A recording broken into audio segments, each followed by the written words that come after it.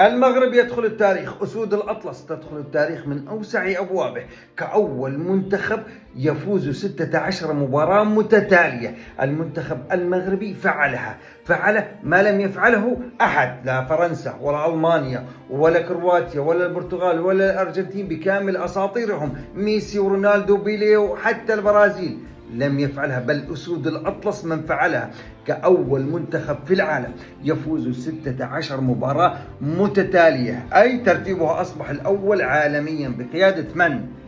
بقيادة نجوم شابة اتكل عليها المغرب، وجمهور المغرب وقف خلفهم، ياسين بونو، إبراهيم دياز، أشرف حكيمي وغيرهم، مرابط ومر أجيال كثيرة على المنتخب المغربي، لكن هذا الجيل لم تنجب المغرب مثله. ألف مبروك للمنتخب المغربي بهذا الجيل وبهذا الإنجاز الجديد الذي يسطر تاريخ جديد بكرة القدم العالمية. الأول المنتخب المغربي، أسود الأطلس.